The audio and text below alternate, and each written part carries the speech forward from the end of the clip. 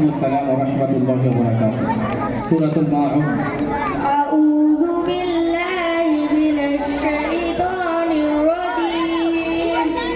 বিসমিল্লাহির রাহমানির রাহিম। আরাআইতাল্লাযী ইউকাজ্জিবু বিদ্দীন ফাযালিকাল্লাযী ইয়াদু'উল ইয়াতীম ওয়া লা ইয়াহুদ্দু আলা তা'আমিল মিসকিন ফাওয়াইলুল লিল মুসাল্লিন আল্লাযীনা হুম আন সালাতিহিম সাহুন আল্লাযীনা হুম ইউরাউন ওয়া ইয়ামনাউনাল মাউন। জাযাকাল্লাহু খাইর। এই সূরাটি কোথায় অবতীর্ণ হয়েছে? মক্কা মুকাররমায় অবতীর্ণ হয়েছে। মসজিদে প্রবেশ করা দোয়া। আল্লাহুম্মা আফতাহ আলি আবওয়াব রাহমাতিক।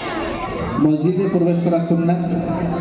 নাম্বার 1 বাম পা দিয়ে জুতো খোলা অথবা ডান পা। নাম্বার 2 ডান পা দিয়ে মসজিদে প্রবেশ করা। নাম্বার 3 বিসমিল্লাহ পড়া। নাম্বার 4 দরুদ শরীফ পড়া। আসসালাতু ওয়াসসালামু আলা রাসূলিল্লাহ। নাম্বার 5 মসজিদে প্রবেশের দোয়া পড়া। আল্লাহুম্মা আফতাহ আলি আবওয়াব রাহমাতিক।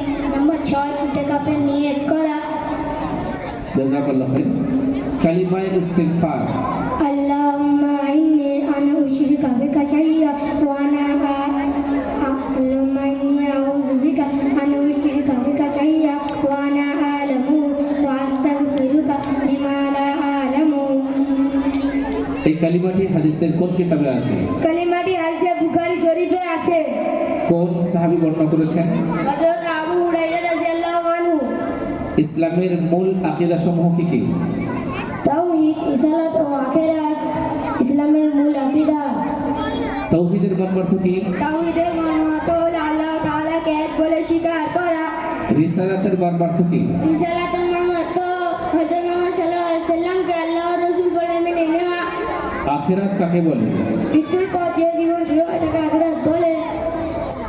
10 আরবি 18 20 20 30 30 40 40 50 50।